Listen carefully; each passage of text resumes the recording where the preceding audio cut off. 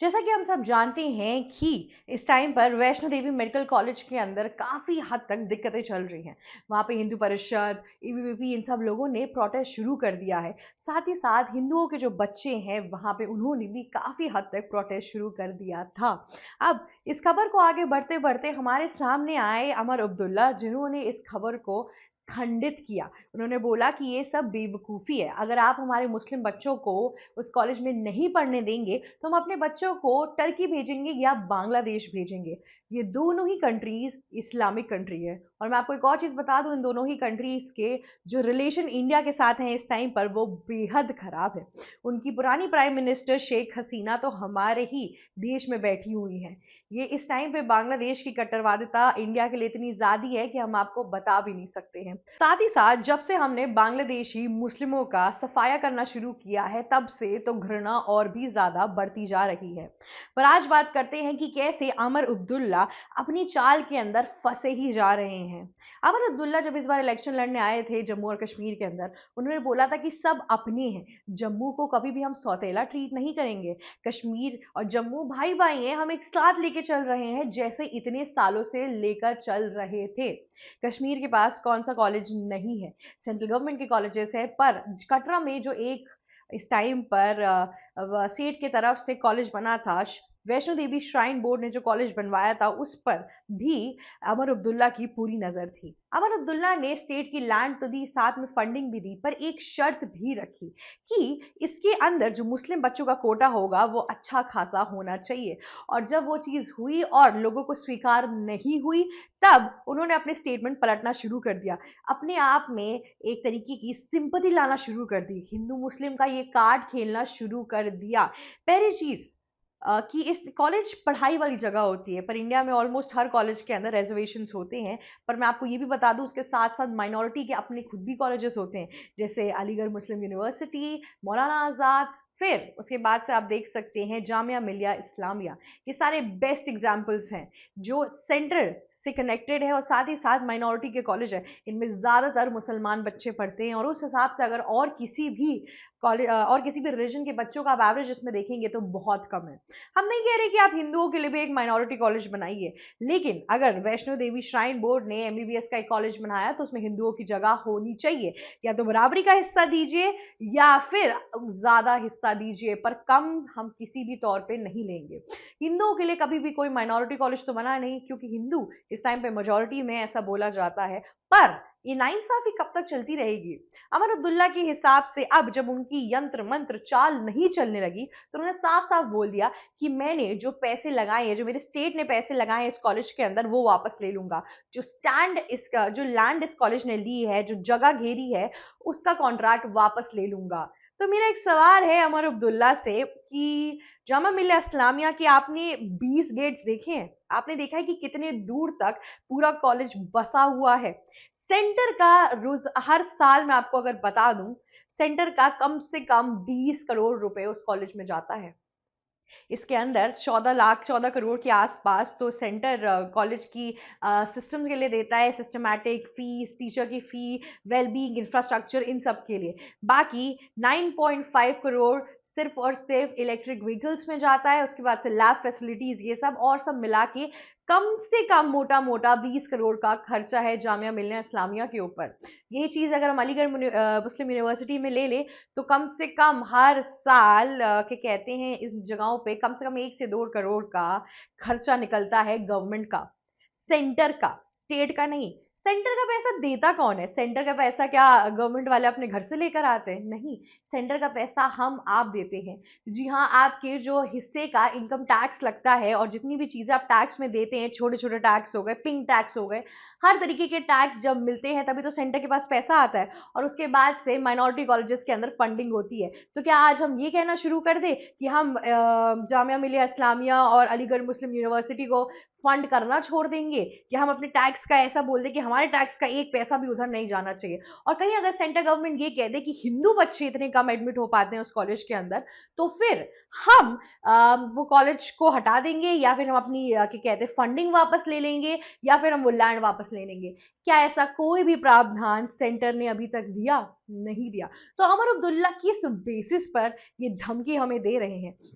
अमर अब्दुल्ला ने बहुत टाइम तक बोला कि स्टेट का पैसा लगा है, स्टेट का पैसा लगा है, श्रद्धालु का पैसा इतना नहीं लगा है। आज मैं आपके सामने आंकड़ा लेकर आई हूं। मैं आपको बताती हूं कि जम्मू कश्मीर के स्टेट का करीबन उस कॉलेज के अंदर 53 से 54 करोड़ रुपए लगा है।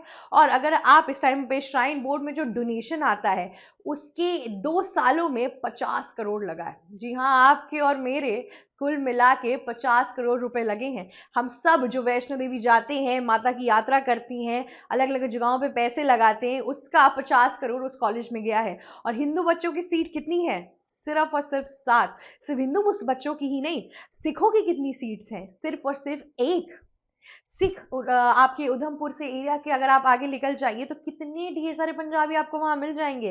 कितने सिख जाते हैं वहां पे वैष्णो देवी में, पंजाब से इतने लोग जाते हैं, उनके बच्चों को कितनी सीट मिल रही है? 1। चलिए हिंदू की बात कर दूंगी तो आपको ऐसा लगेगा कि ये बायस रिपोर्टिंग हो गई, पर सिख बच्चों का क्या उनको इस चीज के लिए आवाज नहीं उठानी चाहिए कि उस कॉलेज के अंदर सिर्फ 1 सिख बच्चा जाएगा?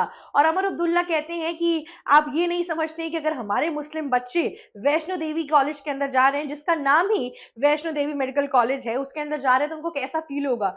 आप समझे कि एक सिख बच्चा जो इस टाइम पे उस कॉलेज के अंदर जाएगा, उसको अपनी कम्युनिटी का कोई भी इंसान नहीं मिलेगा, तो उसे कैसा फील होगा? क्या हमने ये सारे सवाल उठाए? क्या मौलाना आजाद मेडिकल कॉलेज के अंदर जब हिंदू बच्चे जाते हैं तो वो ये कहते हैं कि मौलाना आजाद है, अरे हम यहाँ पे कैसे पढ़ेंगे? क्या जामिया के अंदर हमारे इतने दिग्गज रिपोर्टर्स निकले हैं, इतने महान हस्तियां निकली हैं अभी तक, क्या वहां जाके लोग कहते हैं कि अरे इसका नाम ही जामिया मिलिया इस्लामिया है, ये ऐसे एरिया में पड़ता है जहां पे मुस्लिम पॉपुलेशन बहुत ज्यादा है, तो हमारे बच्चे वहां कैसे जाएंगे? क्या हमने ये सवाल उठाया आपके सामने? नहीं। तो आप किस बेसिस पे ये सारे सवाल लेकर आ रहे हैं? अमर अब्दुल्ला एक ऐसा इंसान है जिसने साल भर लोगों को गुमराह करने की कोशिश की है, कश्मीरियों के दिमाग में हिंदू मुस्लिम का परचम हिलाया है, और उतना ही नहीं, साथ ही साथ कश्मीरियों को भड़काने की भी पूरी कोशिश की है। अब वो अपने इन सारे स्पीचेस के थ्रू कश्मीरियों का दिल जीतना चाहते हैं कि मैं तुम्हारे साथ हूं, तुम्हारा पूरा हक है इस कॉलेज के ऊपर, क्योंकि कश्मीर के अंदर हिंदू पॉपुलेशन तो 2% से भी कम हो चुकी है इस वक्त। क्योंकि आपको याद होगा कि ये इनकी पहली चीज नहीं है जो पहली बार हिंदू मुस्लिम की ये लड़ाई करा रहे हैं। जब 1990 में कश्मीरी पंडितों को वहां पे काफिर बोलकर निकाला गया था, उस अपनी ही जगह से उनके ही लैंड्स को ले लिया गया था, हड़प दिया गया था, उनके बच्चों के साथ रेप हुआ था, मारकाट हुई थी, मर्डर्स हुए थे, तब यही अमर अब्दुल्ला के जो पिताश्री थे फारूक अब्दुल्ला, यही थे पावर के अंदर। और इन्होंने क्या किया था वो हम सबको पता है। किस तरीके से पूरी सिचुएशन को हैंडल किया था वो हम सबको पता है। किस तरीके से आंखों पे पट्टी बांध के ये खड़े थे उस टाइम पे, हम सबको पता है। और अब हमारे सामने आके उनके ही बेटे हिंदू मुस्लिम की बात कर रहे हैं। अरे मुझे लगता है कभी कभार ऑपोजिशन पार्टीज को ये सब बोलते हुए मुंह में इनके कुछ थोड़ी सी जबान भी नहीं लड़खड़ाती है। इतना झूठ और इतनी नाइंसाफी करने के बाद तो हम नॉर्मल इंसानों की जबान लड़खड़ा जाती है। खैर ये तो पॉलिटिशियन है, इनके अंदर ज्यादा पावर, ज्यादा इंटेलिजेंस है, उसके बावजूद भी ऐसे स्टेटमेंट्स देते हैं। इनको क्या लग रहा है कि अगर ये स्टेट फंड ले हटा देंगे तो कॉलेज चल नहीं पाएगा? इंडिया के अंदर ऐसा कोई कॉन्स्टिट्यूशन लॉ है कि सिर्फ सेंटर चाहेगा तभी कॉलेजेस चलेंगे और ना चाहेगा तो नहीं चलेंगे? अगर हम उस कॉलेज को यूजीसी से कनेक्ट कर देंगे तो सीधे सीधे सेंटर के पास चीजें आ जाएंगी। ये सब जो भड़काने वाला काम है जो अमर अब्दुल्ला इस टाइम पर कर रहे हैं, वो इस बात का प्रतीत है कि कितनी इनसिक्योर है वो अंदर से, कितना वोटर बैंक अपना भरने की कोशिश कर रहे हैं, कितने कितने नए तरीके और पेचीदा हरकतों से कश्मीरियों को भड़काना चाहते हैं कि जम्मू कश्मीर में किसी और की सरकार आए ही ना आए। इतने टाइम से तो चुप ही थे। एक तरफ से आप अमर अब्दुल्ला को देख लीजिए, दूसरी तरफ आप महबूबा मुफ्ती को देख लीजिए। इन दोनों का ही प्रावधान कश्मीरियों को भड़काने का ही होता है। ये हमेशा यही समझाने की कोशिश करते हैं कि ऐसे भारत के दूसरे जो स्टेट्स हैं वो आपके साथ डिस्क्रिमिनेशन कर रहे हैं। इस चीज में इतने टाइम तक कश्मीर का बस लॉस कराया इन लोगों ने। और आज जब कटरा के बच्चों का उनके पास एक मौका था कि अपनी ही स्टेट में रहे, वहां की इंडस्ट्रीज बढ़ सके, चीजें हो सके, तब ऐसा प्रावधान ला दिया जहां पे 42 सीट्स मुस्लिमों के लिए है। कोई ज़रा समझाए फारूक अब्दुल्ला को कि इन सब चीज़ों से सत्ता नहीं बनी रहती है, बस एक डर कायम रहता है और डर जिस दिन लोगों के दिमाग से निकल जाएगा, उस दिन आपकी भी कोई जगह नहीं बचेगी। तो सियासत के इस गेम में इतना नहीं गुमराह होना चाहिए कि आगे-पीछे और सच्चाई और मानवता का हर अधिकार और हर चीज़ भूलते जाएँ आप। साथ ही साथ अब देखते हैं कि इस पूरे केस में क्या टर्नओवर होता है। क्या अमर अब्दुल्ला इस चीज़ से आगे बढ़ते हैं या फिर अब वैष्णो देवी श्राइन बोर्ड से उनसे कहते हैं कि स्टेट का पैसा वापस दिया जाए। इन सब चीज़ों के लिए बने रहिए एबीसी हिंदी के ऊपर। नमस्कार दोस्तों, मेरा नाम शिवी चित्रांशी है और आप देख रहे हैं हमारा चैनल, जिसको आप लाइक, शेयर, सब्सक्राइब और कमेंट करना मत भूलिएगा। जाते-जाते बेल आइकन भी हिट कर दीजिएगा। Thank you so much for watching us. ABC Hindi news आज ही जुड़िए हर खबर के साथ।